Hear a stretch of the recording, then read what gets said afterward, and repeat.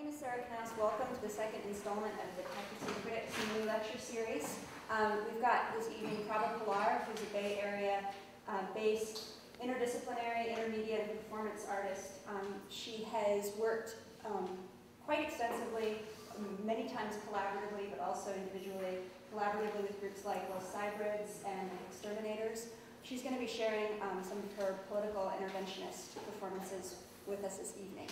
I wanted to first also remember to actually thank the people who helped make this possible, and that includes Dean Anjaneth Pendiker over there in the back, but also a number of departments, including anthropology, art history, the Department of English, Department of History, and the Women's Studies program. So thanks to those people, we're able to bring Praba in to share with us today. And let's just give her a hand.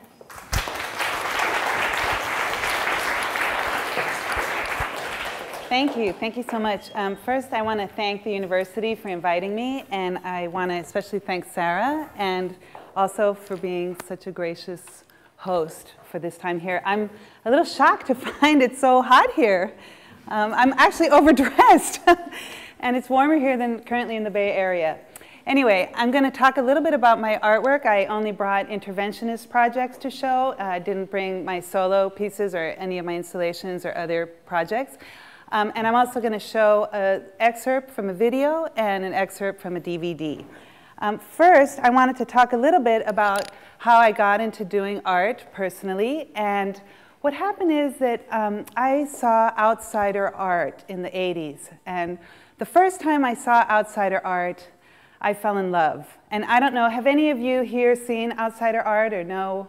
It's art made by non-artists who have a passion and a need to create something. And a lot of it is sculptures done in gardens and small paintings and all different kinds of work. It's not coming out of the academy, and it's not coming out of the museum complex. And so I was really excited by that, and that's kind of how I started doing art. First, I'm going to show some images from different performances of mine. I did a lot of street theater and intimate scale interactive pieces, superhero stuff, fake spoken word, religious rituals, fake corporations. That's me. And the first project I'm going to talk about is Burdens of Blockage and The Heart of the Matter. And these are projects that I started very early. These are the first projects I did as an artist. And I want to talk about them because they were my first entry into art, and it was interventionist, and it was how I saw my place in the world. What happened is that I was having a lot of problems with psychological problems, and I was having a lot of trouble being in the world. And I thought, well, I tried to go to psychologists, and they weren't really helping me at all. And so I thought, well, let me try to figure out what's blocking me. What are these burdens of blockage that I'm feeling? So I created this object that I could externalize, and I started putting my burdens of blockage into this object. And I decided to dress up in this costume once a week and to go out in the streets of San Francisco and have my burden with me and carry it around and see what would happen. Well, what happened is my burden grew. The more I got to know myself through this process, the more it grew until it was a huge behemoth. And I would have to take it with me on buses, and it would have to pay a fare. And interestingly enough, what the project was really about was me talking to people on the street. It was intimate scale street theater. And people would come up to me and say, what the hell is that? Like, what are you carrying around? And so I would be very honest. It was all about interacting and tell them, it's my burdens. I'm externalizing my burdens. I'm sick of carrying them inside. I'm carrying them outside, and this is my new thing. And can you tell me about your burdens? And that was where the art would be. We would have this really intense personal interaction between us. There's no way to document something like that. And it was very rich, and it was so enriching to me. And so also my burden, it became something I started leaning on sometimes, because it just, I started having a lot more, by doing this project, I had more empathy for myself and for my burdens. And from seeing how other people dealt with their burdens, I also got a lot more empathy for myself. So this project went on and off for about a year. And the only time I took pictures one day in a park, but it actually happened in the cityscape. It didn't happen in a park. This led into the next project, which was the Heart of the Matter. And this is where, after talking to so many people about their burdens, and about the psychiatric establishment and the medical codex around psychiatry, I started really trying to ask people, how do you take care of your own burdens? How is it that how can I take care of my burdens? How do you take care of your burdens? And people started sharing with me information, A, about their experiences with the psychiatric establishment, and B, their experiences with the alternative medical community, and C, other experiments, mainly with drugs and alcohol, that people try to use to solve their problems. And so I started developing this performance where I was a nurse, and I would walk around in the streets dressed as a nurse, and I would stop to talk to people about what it was that their burdens were and how they took care of them. And I would work with people. A lot of people were drawn to talk to me because of my costume. And the reason I had a mask on is I was slowly writing everybody's stories all over my dress as I was going through it. And I was also attaching stuff to the dress that people would give me, like acupuncture treatments or different stuff like that. And so I also found out a lot about the negative effects of some of the psychiatric and psychology field, particularly like Fritz Lang hitting a patient in the face and all these different experiences like that. And so I would cut this stuff out of books and put it in my medical cart. And I would also, like for instance, one woman that approached me, it turned out that her doctor misdiagnosed her as schizophrenic, and he would take her to conferences and put her on stage and have her be exhibited as this schizophrenic. First of all, she wasn't even a schizophrenic, but it was so exploitative. And his payment for that was to give her a Varig airplane bag. So she was really deeply disturbed by this treatment that she had received. So we did some artwork with that. And we did some other artwork with people like who wanted to make dolls and who wanted to do other stuff.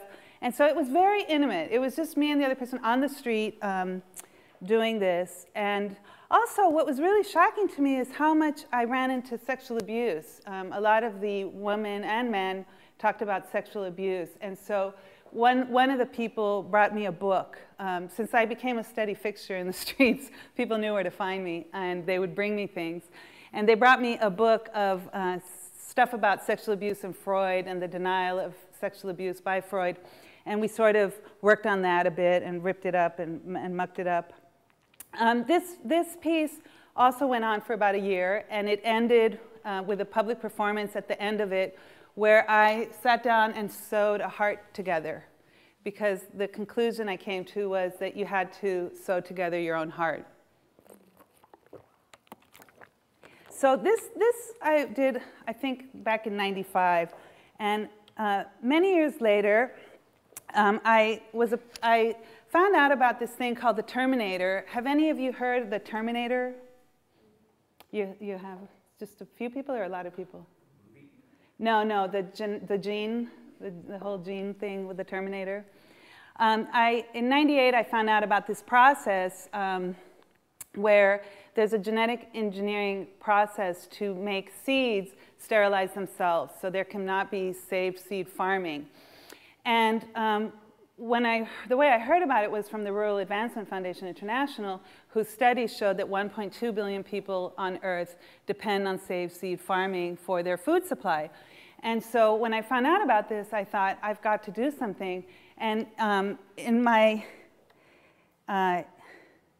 just started becoming this character, the Hex Terminator. I thought, okay, the thing I'm going to do is put a hex. I'm going to put a hex on the Terminator. I'm going to work with some witches, forget the political system, we'll never win. And so I'm going to put a hex on it. I just have to find some brujeria and some brujeros. And I'm not a witch, but I'll find some witches. And so I started going in my community, which is the art community, and sort of jumping around and telling people about this. And slowly, I formed a league of, it was all superheroes. I was the Hex Terminator, but I collected Mr. Super Hex Man, who was a witch and did put a hex on Monsanto Corporation, Super Rat Girl, Super Seed Girl, Super Mom, she had the little clone babies, and Super Fly.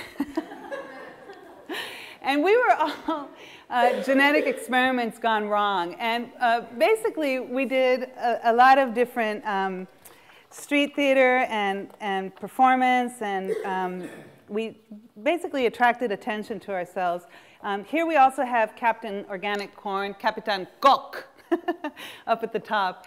And like I said, we were trying to, our whole goal was to bring attention to the Terminator. It wasn't to end biotech. It wasn't to put a stop to bioengineering. It was just to bring attention and pressure on Monsanto Corporation to stop this from commercializing this process. And so some of the ways that we thought we could bring attention was to go to Monsanto Corporation conferences and do interventions there. And so here we have a photograph from a conference where Monsanto Corporation came to San Francisco, and they were doing a conference to textile buyers to get them to buy genetically engineered cotton. And we wanted the textile buyers to know that about the Terminator, that there's a public opposition to this, and that there's public opposition to Monsanto, and that maybe they want to think about it before they deal with this company. And so we wondered how we could best do that, and we thought that we would do an intervention. We would do 2 different actions on them simultaneously. We would have a group of about 10 superheroes dress up in the costume of the business person, and we would have about 6 superheroes dress up in gowns and do an action. And then we would have the business people do invisible theater within the space. Let's say a space like this one, and there was microphones at every post. And so the business people went in the morning, and it's so easy to break into these conferences. It cost money to get into this thing, and we just printed out superheroes extraordinaire. And no one noticed. We're just waltzing by them, and nobody even notices that. And so we, the business people went in, and they sat down at the different tables, and then we thought, how do we appeal to textile buyers? Let's make a magazine like Glamour. We totally cribbed off Glamour magazine, and we made this thing that talked about Monsanto Corporation, talked about the Terminator, talked about the problems with genetically engineered cotton, which they were not very successful with at the time, and talked about the worldwide movement to burn down Monsanto and to get rid of it and to destroy it at any cost. And so we just wanted them to know that. And so during the lunch break, our business people put one of these magazines at every single participant's packet, right? And so when everybody came back from lunch, Monsanto was going to do their big presentation. And what happened is, it was so great, because Monsanto comes in and says, all right, first of all, I want to address the concerns in this magazine. And we thought, wow. We've got them on the defensive immediately.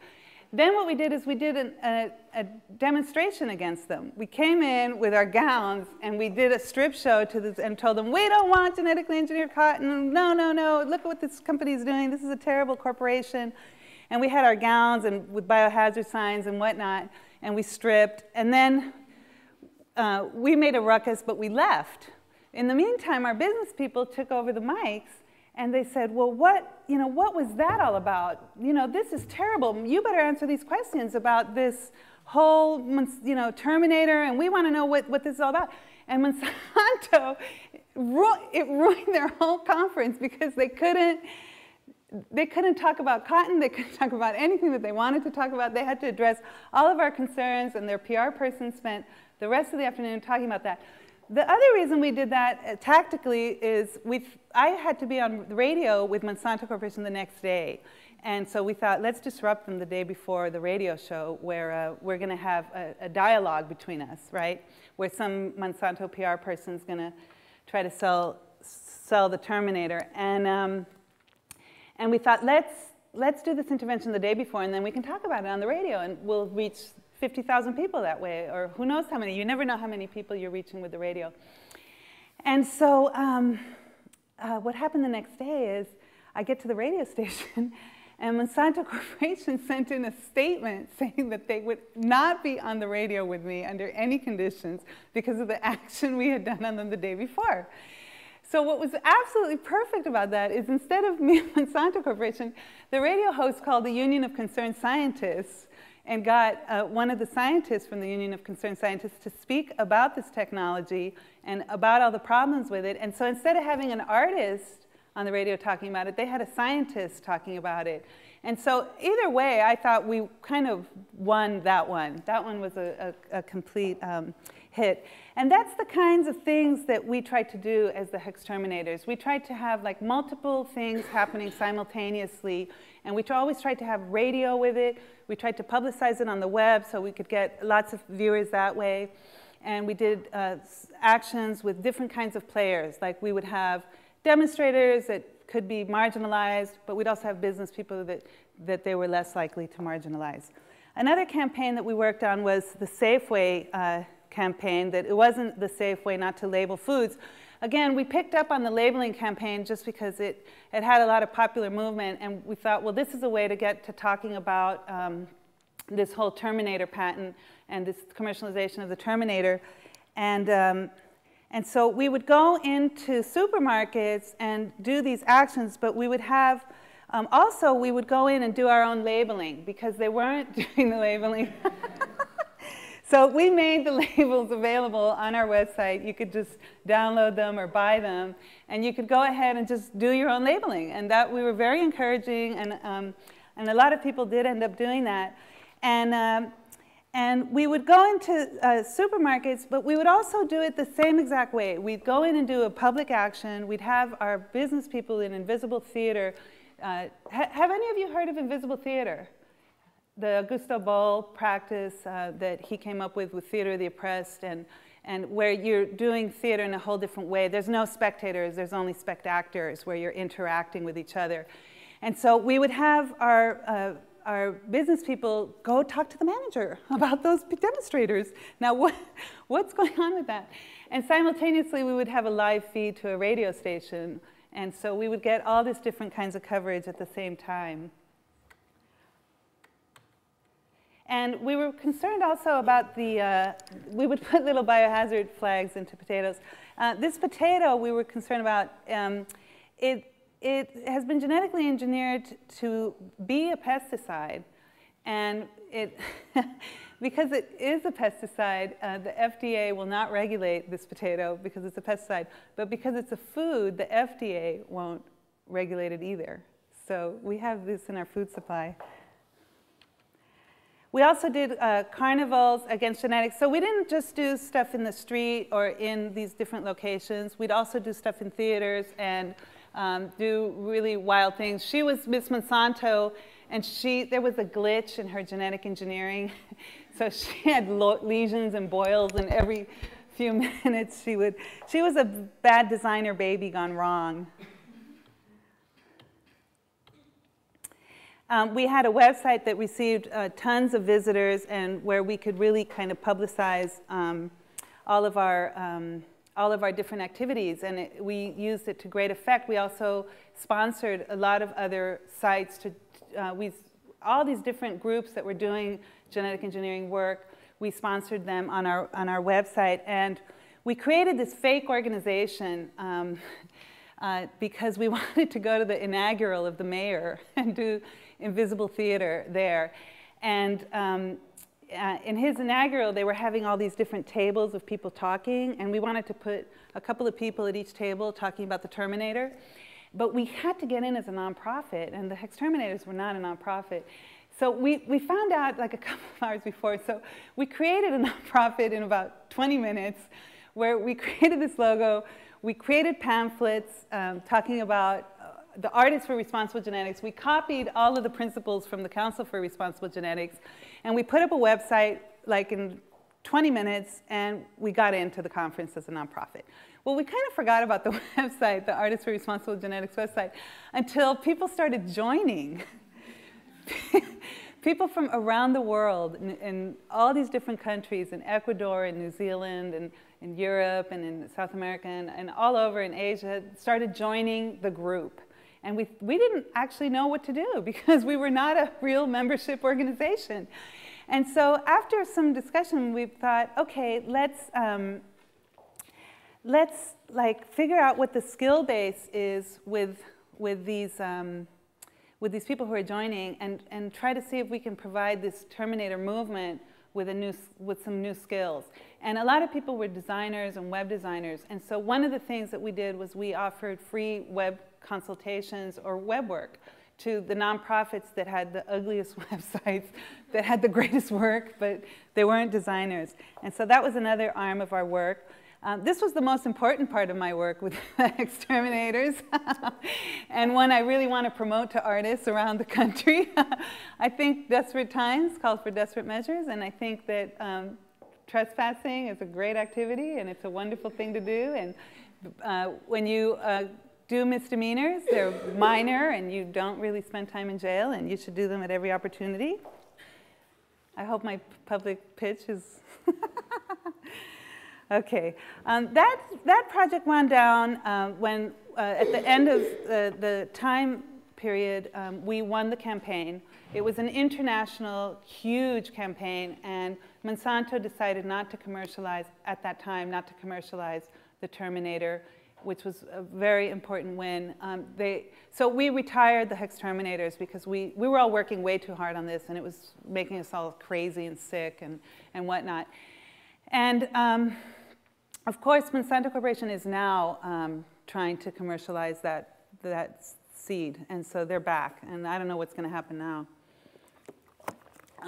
So after doing that project, I took a year off, and then I got together with some friends, and we were talking about the information technology revolution, and we were talking about the boom. Living in San Francisco, we really had a big hit from the tech boom and Silicon Valley.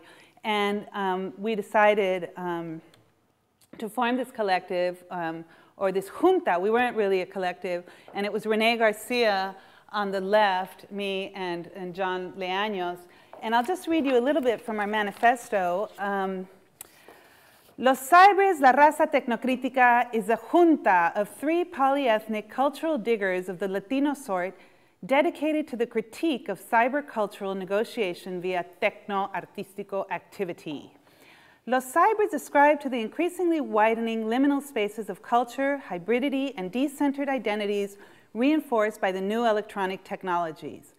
As Latino artists working with digital technologies, we represent a demographic disproportionately underrepresented in the frenzied race to be connected. Our work employs performance, burla, and high-tech art to undermine the passive acceptance and unacknowledged overarching social, cultural, and environmental consequences of information technology. The proliferation of IT through the mind-spinning matrix of dot-coms, e-business, portals, virtual communities, the global village, and e-life intensifies the power structure of the global capitalist military complex. The marriage between world government agencies, transnational corporations, and global military forces dominates and controls the proliferation of IT for short-term profits. The celebrated freedom to access limitless information masks the meta-surveillance systems of the global information infrastructure. And so the manifesto goes on, but I think you can get a sense of what we were doing. We were taking a critical stance on information technologies, and very much from a Latino perspective. And our first thing that we did, this was with a group called Los Uber Locos, was our community of the Mission, which was traditionally a Mexican community, was really getting gentrified. Well, San Francisco was getting really gentrified by this whole dot-com boom, and it was changing really rapidly, and the Mission was getting gentrified really quickly. And so we did a mural and a performance of the one last Mexican discovered in the Mission District. And this had a big impact and was in the media all over because this is very much a Mexican neighborhood, and this is what it was looking like. Like there wasn't going to be any Mexicans left after the big sweep. And so we also did a performance, and we had the last Mexican there, and his name was Ishi, and that was very much about Ishi and the way he was displayed, and very much going back to that. And he supposedly lived in Dolores Park. He was having a feral existence on the crumbs of all the Starbucks dropped by the new inhabitants of the new mission. The next thing that we did is we were invited to a conference for nonprofits on the internet in 2010, and this was in around 1999, and or 2000, and we thought, okay, let's do an intervention. We're supposed to just talk about, in very measured tones and respectfully, about how good the internet is.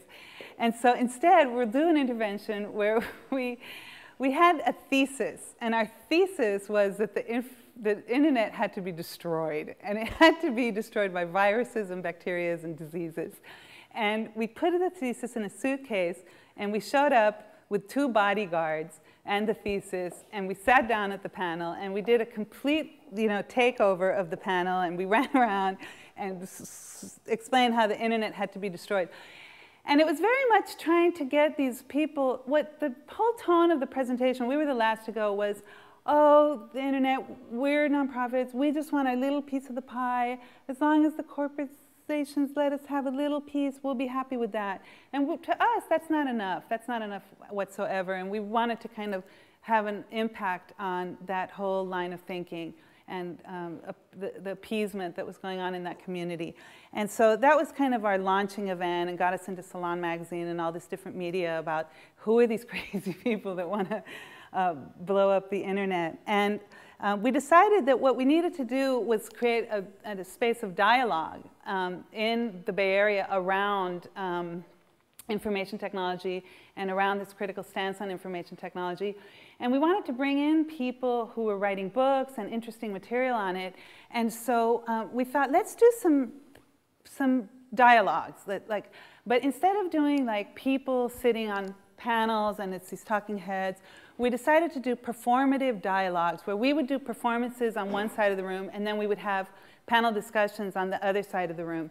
And so we did cantinfladas and different kinds of like performances where we would, like here we did an urban invasion of the audience where we went in with all the surveillance equipment that we could get our hands on as military, because the military at the time was doing urban practices in urban areas, and they were doing them in Oakland. And so we went in and we did, we did a takeover of the audience and we did surveillance on them, and it was very much to comment on that kind of thing. And then we also did, we were the Tecnosanteros, who were celebrating the information world and this new world that we were living underneath. And we had a TV show, Tech TV, and it very much made fun of television media representation of Latinos, the lack of media representation of Latinos. And it made fun of Latino TV, too, while we were at it. And so we would have this kind of mayhem and madness going on one side of the room, and then we would play this really funny music from a radio show. Dun, dun, dun, dun, dun, dun, and we'd have these little interviews with these authors on the other side of the room and try to generate interest and dialogue. And then we'd have an open dialogue with the people that came to the performances. And I did want to show, this is another character, Juana la Banana. She was from Guadalajara, Mexico, and she did different interviews with the different panelists. This is her interviewing a panelist. And then here we're getting gentrified out of our neighborhood, but then a Zapatista suddenly shows up. And here we're doing the spoken word. And we also did street theater performances. Here we did High Sweat Tech Shop, where we had the cheerleaders that were cheering on, the .com corporations. And And we had these different interviews with people who were talking about the labor, the information on labor and what's going on in the manufacturing, which was going on in Silicon Valley, which was very negative. There's definitely negative health effects in the clean rooms and in the work of manufacturing silicon chips and these different processes that they're using. And also they use, they don't hire employees, they use temporary employees in that industry so that they don't have to pay any kind of living wage. And so I wanted to show a video, I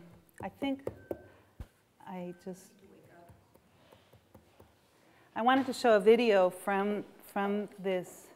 There's the cheerleaders. Oh, great. Is it the DVD or The video, yeah. I should do it.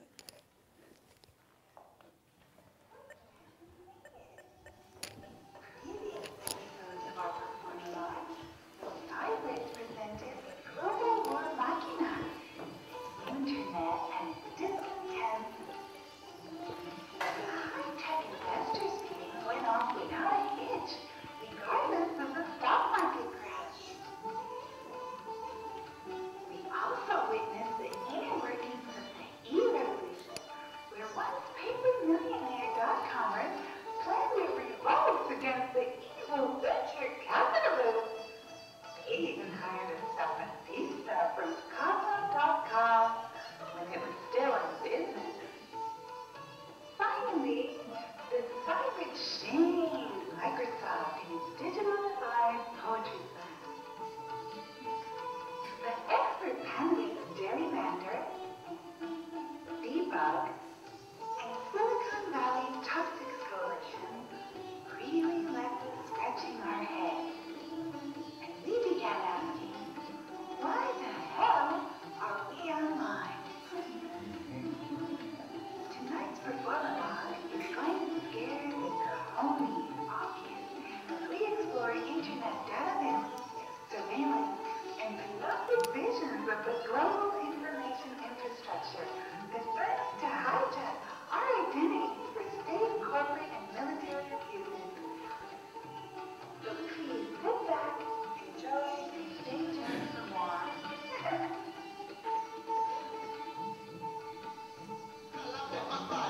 Porque están siguiendo a una bola de pendejos que los lleva donde les conviene. Que es nuestro sudor lo que los mantiene cogiendo pan caliente. Y se va de nuestra gente. Dame todo el power para que te demos en la madre. Bienvenidos and welcome to Chicano, Chicana, Latino, Latino, Hispanic, Hispana, Tech TV, the show dedicated to Latino advances in high technology. As a matter of fact, it's the only show dedicated to Latinos. I'm Gordo. Yo soy Gordo. Hey, your host for Chicano, Chicana, Latino, Latina, Hispanic, Hispana, Tech TV. Now we come to the momento that you've all been waiting for. My favorite part of the show, when we play your contributions. The first one comes to us from that lovely city, Brownsville, where our very own Tony El Flaco Tattoo is dedicating. This Iredica is for his little Rosita, aka Giggles. She lives south of the border in LA. Tony says, Rosita, forever and always, even though you use Times New Roman font in your emails, I love you. I love you, Rosita. Rosita, Juanita, please.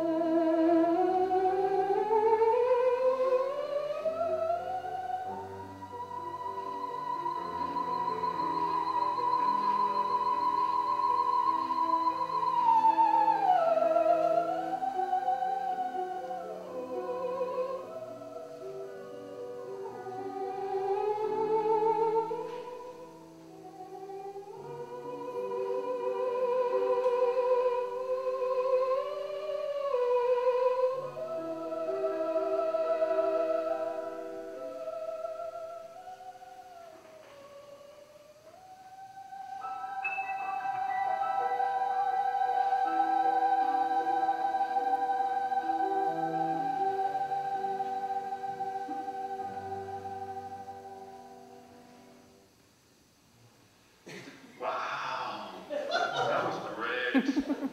I can feel the love coming through on that one for little Rosita, also known as Giggles.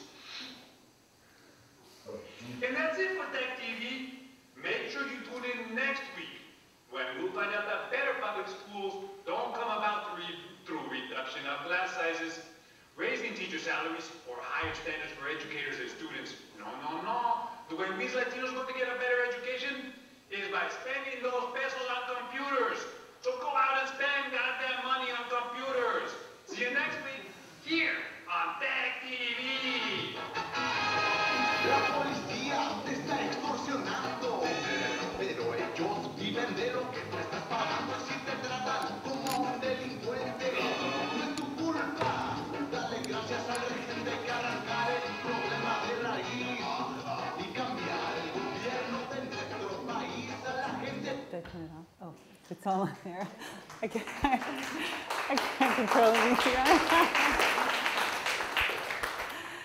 So I'm not going to say any more about that particular piece. I think it says it all. And the last part of what we did as Los Cybers is we did murals in our neighborhood, in a Latino neighborhood, the Mission.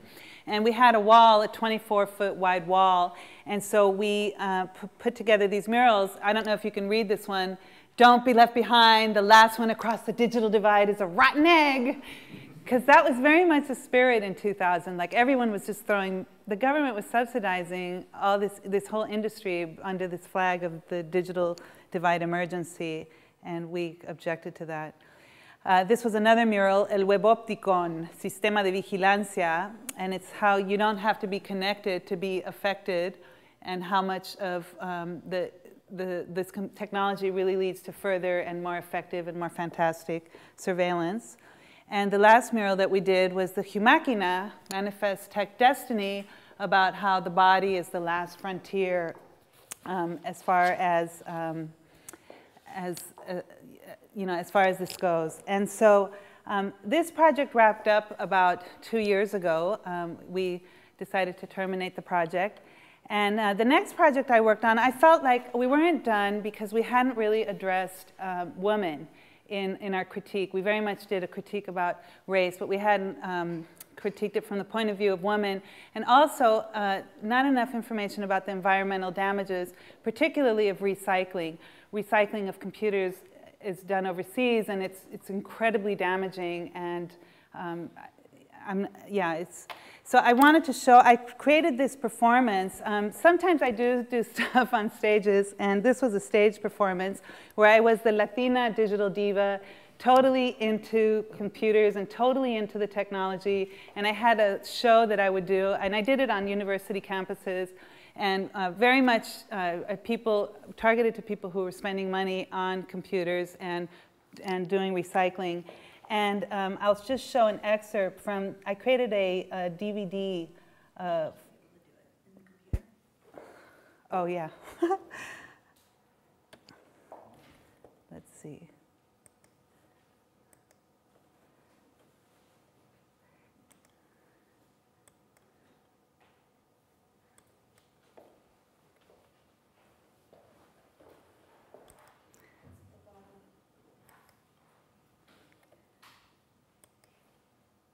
Huh, this worked? How come it's not working now? Oh, I have to bring the volume down.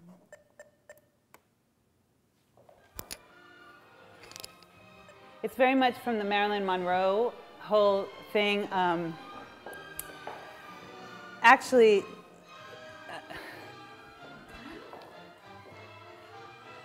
yeah.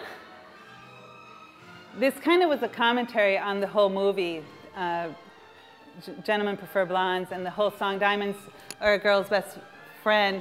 That was subsidized in part by De Beers Diamond Company, that movie. And so I was sort of linking the two.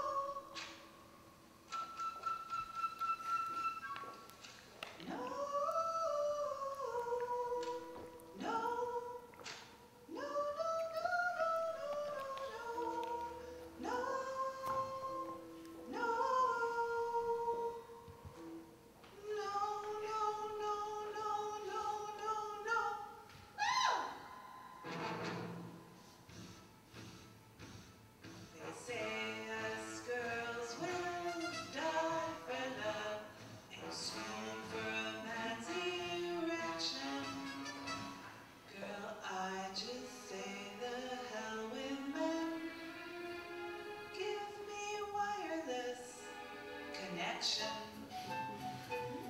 A kiss on the lips may be quite continental, but computers are a girl's best friend. A kiss may be bland, and it won't pay the rental. There's almost 1,000 chemicals in the computer. That means somebody's exposed to them or processing them and putting them together. Manufacturing process. When you say a clean room, the room was clean. You see people in all the different protective clothing to protect the chips, not the people. And so the people, as a consequence, have suffered significant high rates of cancer, brain cancer, prostate cancer, and birth defects. So that whole performance was very much about the different impacts of computers. And it basically came because I heard this radio program that was about the De Beers Diamond Company and how they were doing all this terrible mining and these terrible conditions for the workers in the mining. But then they contracted with this agency in the 30s to create a whole campaign to be able to promote their product. And they had to create a demand for it. And they created this campaign, Diamonds Are Forever. And it was very effective. Diamond sales shot up like incredibly after they came up with that ad campaign. And part of it was to get Hollywood stars to wear their products and also to have movies where they were singing about diamonds. And it was a very effective strategy. And I thought, oh, it's very effective how the industry has gotten this whole digital divide emergency to transfer tons of its product into the schools and into all kinds of stuff that's publicly paid for. And it's hiding, like this diamonds is hiding the mining. This beautiful gem hides the ugly secrets of the mining. The computers are hiding these very ugly secrets behind the manufacturing. Where I live, there has been 29 Superfund sites created in about 25 years in the Santa Clara County where Silicon Valley is, because the creation of the computers itself is so toxic. And IBM has like a huge plume that's underneath and contaminated the groundwater in Santa Clara. And so I wanted to do a performance that sort of talked about those things and reflected those things. And I wanted to do it, like I did it at the Cyber Imaginaries conference of the Mujeres Activas en Letras y Cambio Social. And it was very much because they were promoting computers. And I was there to say, slow down. Wait a minute. Let's look at what this is really doing for women. And so let's see. Now, how do I get back to... No, it went back to the beginning.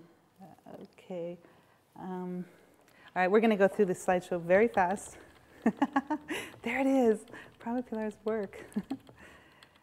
And so this work I did for 2 years and toured around, and it culminated in a book that I put out that is on the web, and it's very much, I want to have a dialogue about this, so I put out a book with the interviews. I conduct a lot of interviews and do a lot of research for the projects that I do. And so this has the interviews with the 4 cyber theorists that I talked to about it. The project I'm working on now is a new project, and it's the Church of Nano Bio Info Cogno. And I'm creating this, if any of you want to join. You're welcome to become disciples. I have 5. And it's very much looking at the convergence of nanotechnology, biotechnology, information technology, and cognitive neuroscience. Again, I'm always interested in technology and how that's playing out in the culture. And what I'm really interested in is there are potentially good effects from this, but I'm looking at how DARPA is spending, the Defense Applied Research Projects Agency is greedily getting its hands on all this stuff and putting all this money into the research so that the Defense Department can put sensors out into the world to do their dirty work for the United States military. And I've been telling some folks about stuff I hear at the conferences. I attend the conferences, and I'm sure some of you have heard about nanotechnology and the gray goo problem that Eric Drexler talks about in Engines of Creation. Are people familiar with all that? Well, it has to do, does anyone here is expert on nanotech? No, okay. It has to do with the way that you work on at the molecular level, at the atomic level in nanotechnology.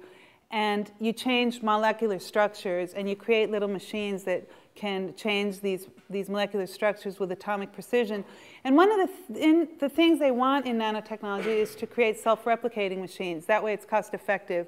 Because you don't want to be making millions and millions of molecules yourself. You want them to make themselves. And they're afraid that one of those replicators could get out of control and turn the whole world into gray goo if it does get out of control. Now, the creator of nanotech, Eric Drexler, writes about that in The Engines of Creation, the first book on nanotech. And you think, okay, well, that's a serious problem. But what does the Defense Department of the US do with that information? They decide that they need the red, white, and blue goo. And they want to take the cognitive neuroscience and the nanotechnology and see if they can start detecting chemical changes in people's brains that indicate the thought patterns that they're having. And then if they can do that, see if anybody's having thoughts that are bad about the United States. And then they'd want to disperse these sensors throughout the entire globe and have everybody spied on, basically, by the United States. Now, what's really scary about the nano-bio-infocogno world is that people are for this. Like, I went to a nanotech conference, and everyone in this breakout group was like, we need this. The world is too dangerous for us not to be able to spy actively and vociferously. We need to do this as soon as possible. And so very much, I feel like they have this religious fervor about what they're doing. And also, I've noticed in those circles, they're very much into the uploading of consciousness into machines. That's very celebrated. And how we're finally going to win the whole Cartesian battle, and we're going to not need the body at all anymore, and we'll just be uploaded into these machines. And so we will finally achieve immortality. And like other movements that have come, I feel like it's a religious movement. And so I did a small performance on this where I tried to learn how to imitate a robot, and that was kind of like my last piece that was on this stuff. And now I'm creating a piece where I'm making an active church and people can join, and I'm going to start in April on doing my religious rituals around it. And that's it.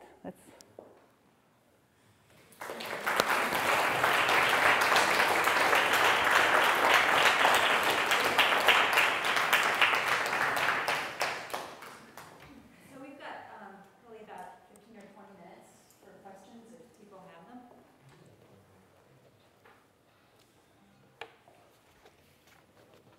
Come on. Yes? What kind of baptism is required into your church?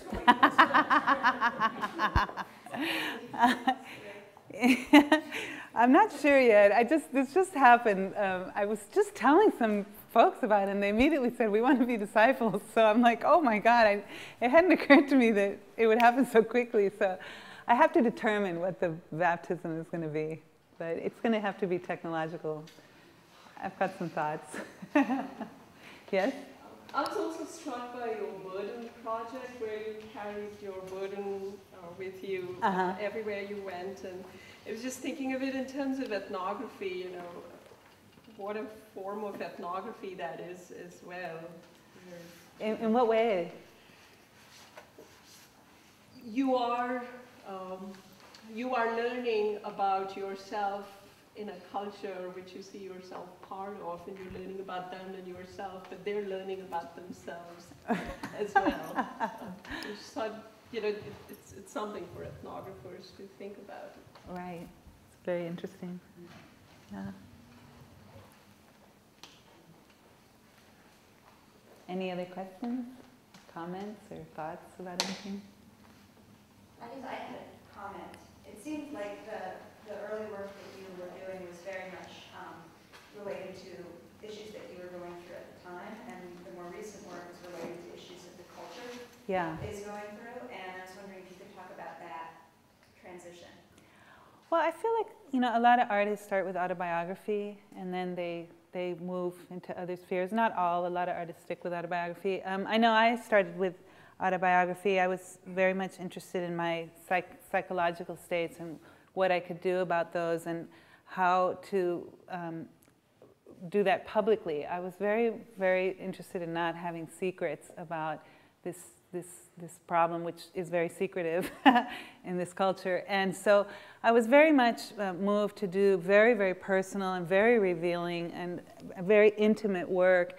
And I did, it's pretty much, the next project I did after that, I did fortune teller readings where I was interested in immigrants because I'm from an immigrant family, and I was seeing all this anti-immigrant work being done by the governor of California in a campaign to get reelected. He was appealing to the most racist element in California. And so it was very personal and very political at the same time. It was my family's story, as well as all these family stories, and how to work with that material in a public way. And so I created a fortune teller's booth where I would, I went out for months and I interviewed immigrants on tape, and I talked to them about their immigrant experiences. And I created a tarot deck based on those interviews, and I would match the story to the tarot card meaning, like courage and a courageous story and whatnot. And then I brought this together into a fortune teller's booth that I would do in different settings, and people would come into the booth and I would do a fake reading. I called it Reversal of Fortune, and I would see what their story was and then sort of surreptitiously pick a card for them and do a reading of what their life would be like if they were an immigrant, as opposed, obviously I only did this with non-immigrants. I would ask as soon as they came in the booth, are you an immigrant? And then if they were, I would explain the project, but if they weren't, I would do the reading. And very much expose them to stories, real stories about immigrants, and it was just one-on-one. People were scared to death to come in the booth, because people are really scared of being with a performance artist in an enclosed space.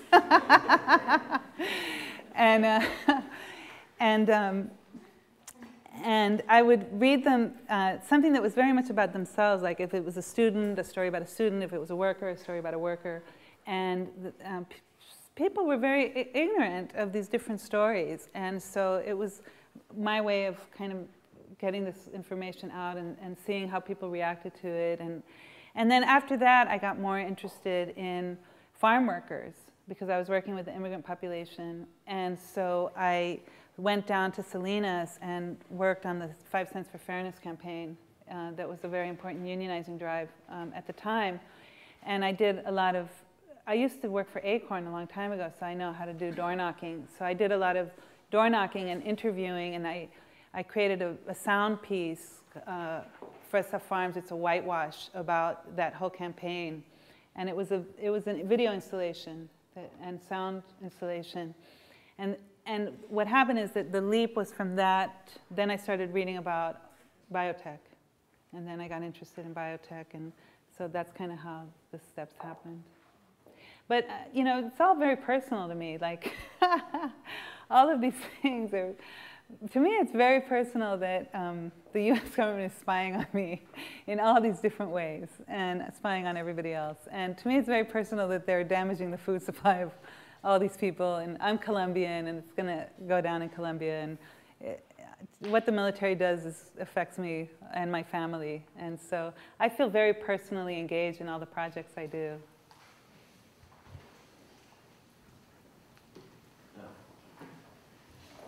When you're talking about technology, you're talking about the way in which it's made, and then also the way in which it's used in terms of spying, but you obviously also use it a lot.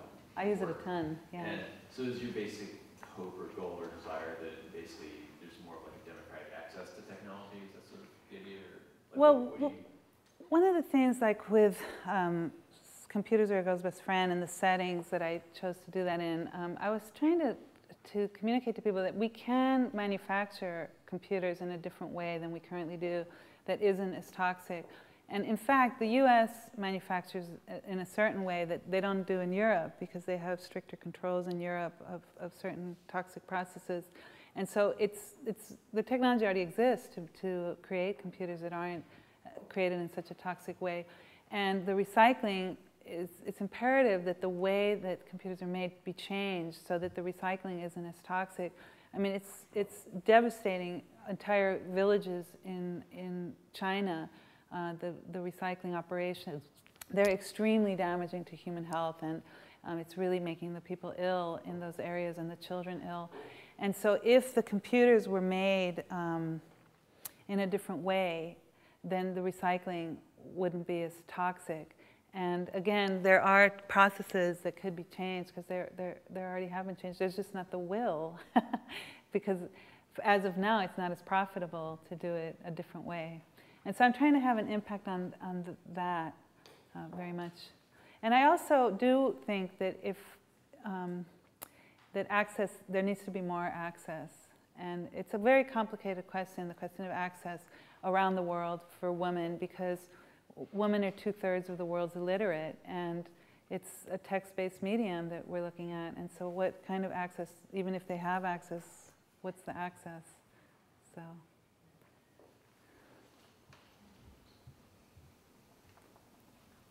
Talk a little bit about the collaborative process. It's clear that plays a pretty big role in a lot of your work. I'm just sort of curious how you decide as a group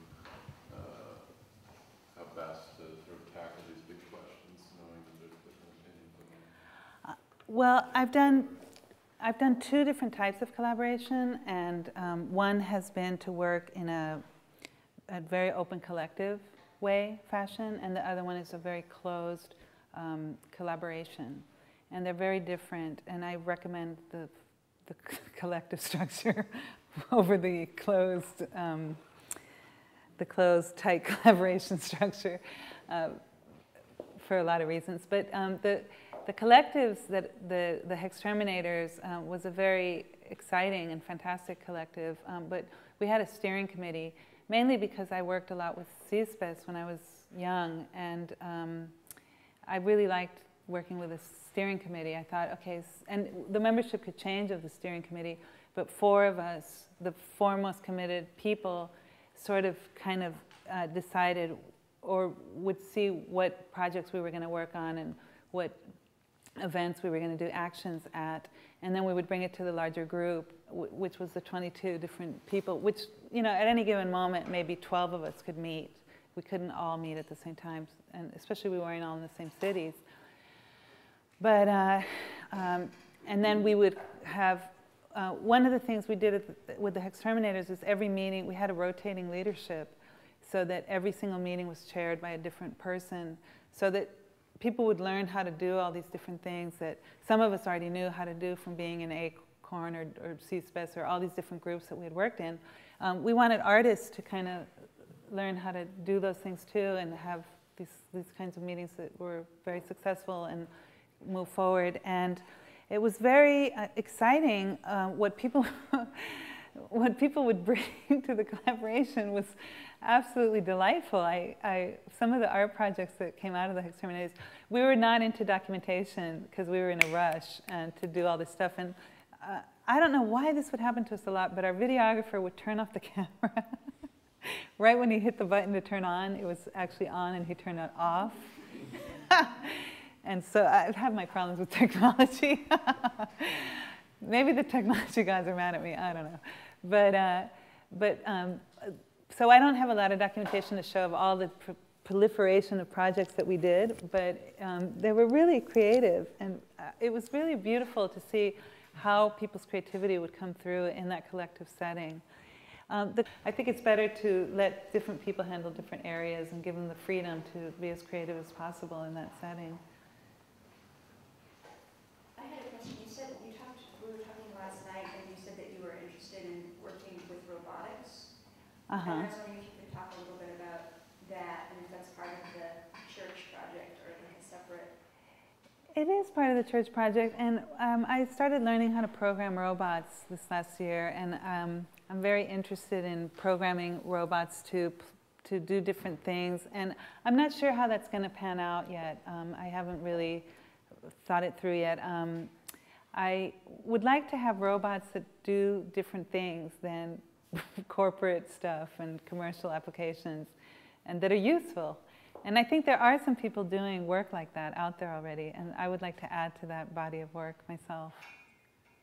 Okay. If there are any more questions, then just thank everyone for coming and thank Praba again. Okay, thank you.